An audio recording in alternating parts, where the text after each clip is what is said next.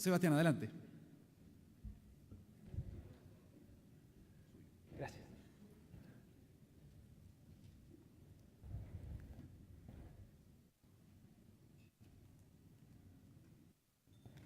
Disculpa, ¿cómo se hace para aprender esto? Ahí está.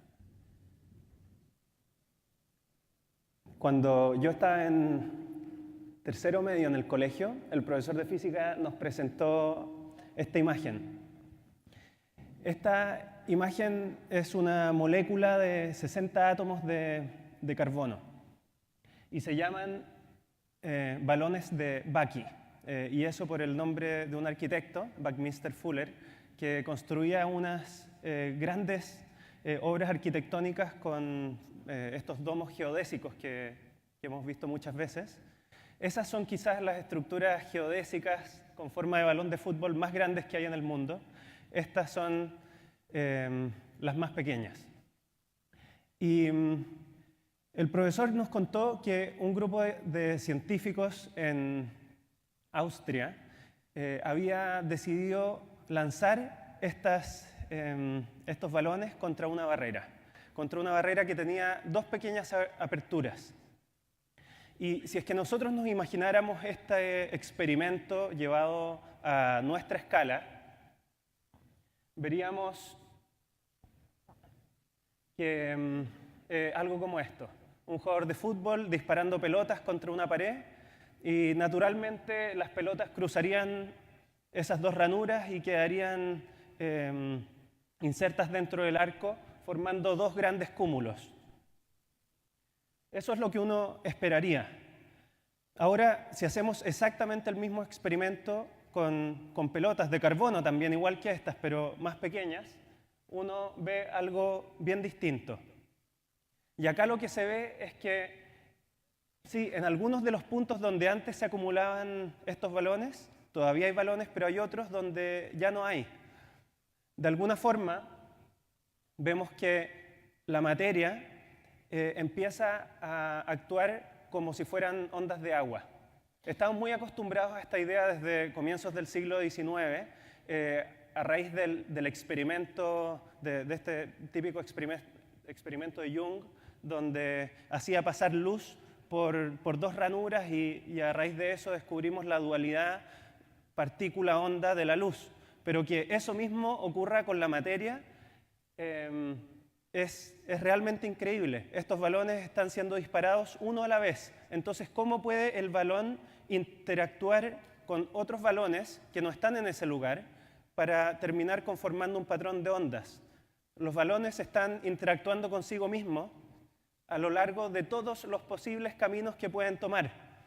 Esa idea, cuando yo la escuché en el colegio, realmente me hizo que mi cerebro se comenzara a derretir en ese momento y decidiera irme a la universidad a estudiar física. Cuando llegué a la universidad, bueno, ahí cambié el foco de estudio. Esta es una imagen de la Divina Comedia. Tomé un curso de la Divina Comedia y en el noveno círculo del infierno, en el último, encontramos a Ugolino, que está aquí metido en un hoyo, mordiéndole la cabeza a un obispo, al obispo Ruggieri, que lo había condenado en vida a pasar junto a sus hijos y sus nietos 9 meses al interior de una torre, donde finalmente murió de hambre. La historia cuenta que cuando estaba Ugolino con sus hijos y sus nietos, estos le dijeron: Padre, por favor, tú que nos vestiste con estas carnes, ahora que estás muriendo de hambre, despójanolas. O sea, los invitaban a estos niños que ya veían que agonizaban a su padre a comérselos, para que así su padre pudiera sobrevivir. Y Ugolino, o Dante más bien, en la Divina Comedia, deja en suspenso esa idea de qué es lo que pasó.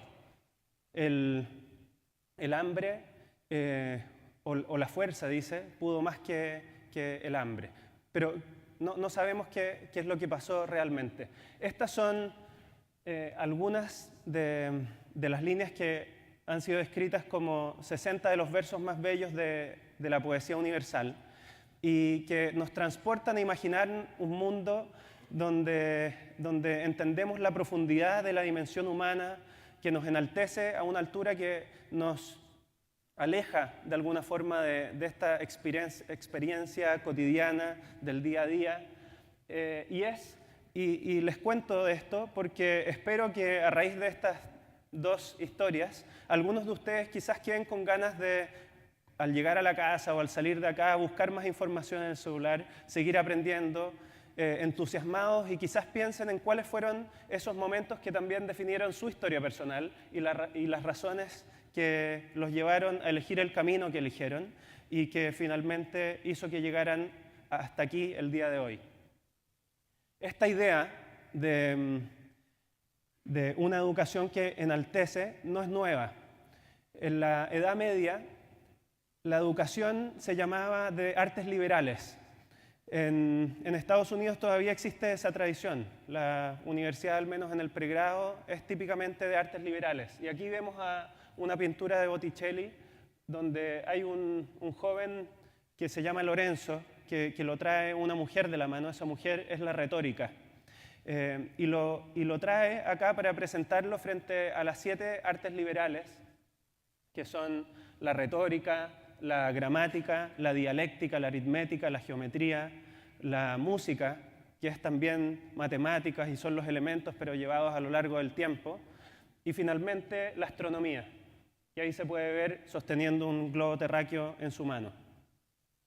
Y esta idea, este deseo de cuál es el propósito que debe tener la educación, de enaltecer, de despertar la curiosidad, eso es lo que en el Ministerio de Educación en este momento le llamamos innovación. Innovar es despertar la mente de los estudiantes, innovar es imaginar, es tener el deseo de querer ir más allá, de aprender de por vida, que ciertamente es lo que hoy necesitamos en este mundo que es tremendamente cambiante.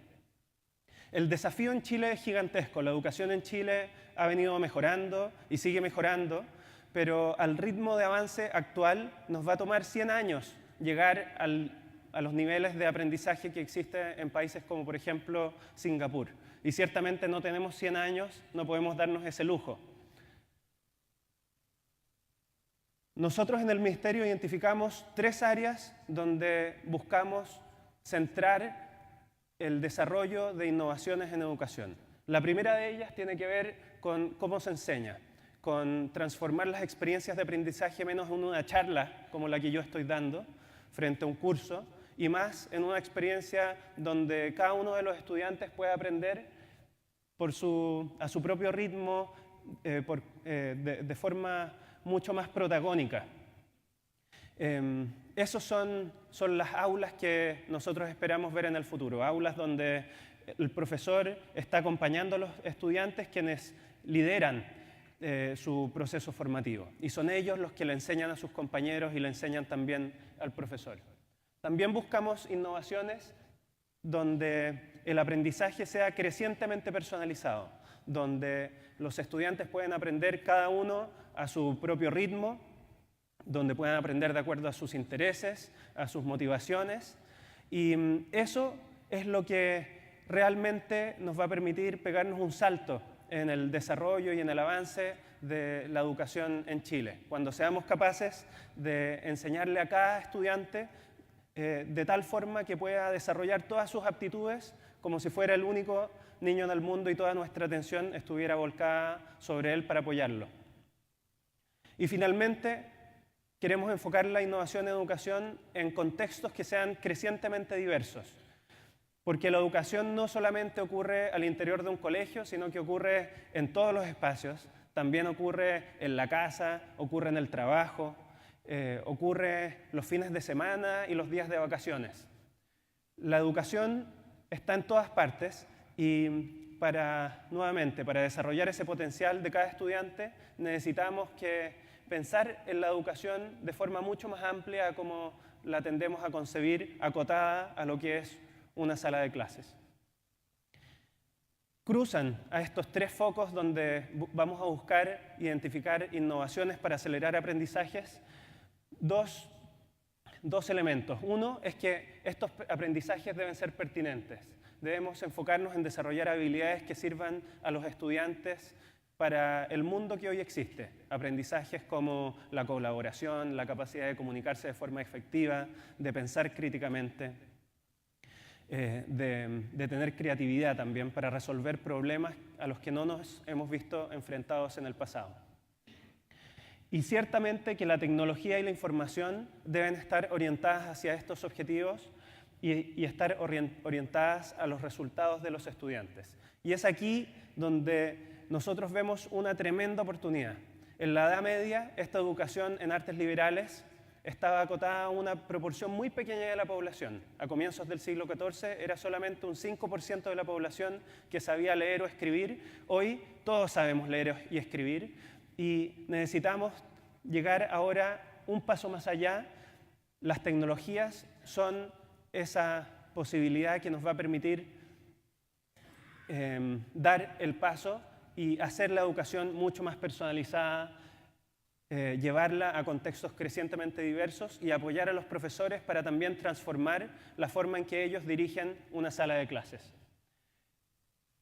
Dentro del Centro de Innovación, la primera iniciativa que lanzamos recientemente es el Plan Nacional de Lenguajes Digitales.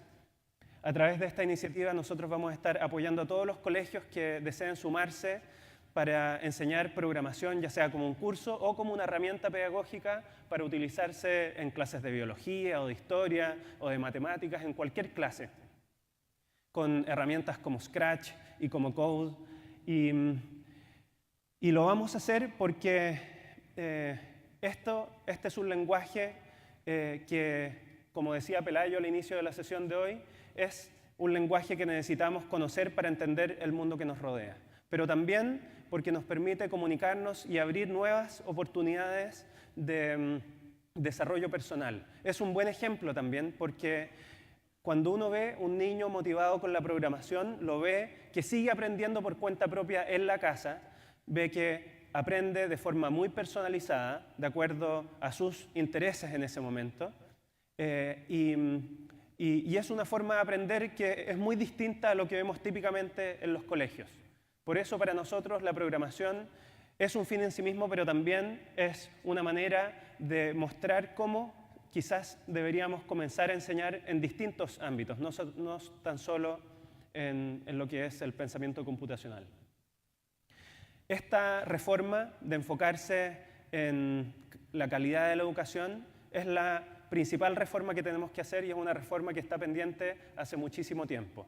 Es el mandato que nos ha invitado a asumir el presidente Piñera y que está liderando el ministro Varela en el ministerio. Y es una tarea que solo vamos a ser capaces de lograr sumando los esfuerzos de todos, porque la innovación no es algo que nosotros desde el Ministerio de Educación podamos mandatar. Nosotros no podemos crear una ley que diga desde este momento los colegios y los profesores deben ser innovadores. La innovación surge desde los profesores, surge desde las personas, desde los empresarios, desde todos los miembros de la sociedad, y desde ellos la innovación se eleva hacia la sociedad y de la sociedad hacia el Estado.